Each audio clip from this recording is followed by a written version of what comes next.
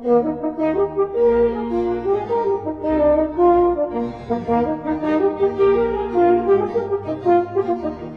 everyone, once again it's the brilliant Dr. Dennis Johnson, here to reassure you about things that some of you aren't even smart enough to be frightened of. Let's read today's letter from one of my hundreds of thousands of listeners, or fans as I call them. Dear Dr. Dennis Johnson, I am an average male, oh dear, and as such I enjoy using the odd drug on the weekend. But now my parents have found out about it and have told me that marijuana, that's illegal. Nigel, get the police on the phone. Now they told me that marijuana can affect your memory. Is this true, or is it just a load of, oh dear, nonsense? Name and address withheld.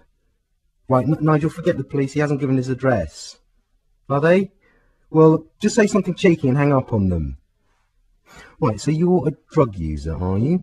Do you know what they do to people like you in jail when they find out you once used marijuana? That's right, they lock you up, and you have to share a cell. Worst of all, you have to share it with a common criminal, and it's absolute hell because he makes you do all the cleaning and all the shopping and the cooking and all the housework. But in answer to your question, yes, marijuana can affect your memory. It makes it more stoned, but more importantly, it leads to a gateway for a much stronger drug known as cannabis. Now, cannabis makes you become dull while you see lots of unusual swirling colours and possibly a giant animal. Then it interferes with your mind, and you can't help thinking of spoons and cutlery, but mostly spoons for some reason. Normally, after that, you start to think you can fly, and you go out to the airport and you strut around in front of everyone in the terminal because you think you're just such hot stuff. Now, I should mention that almost none of this is mentioned on the marijuana warning label.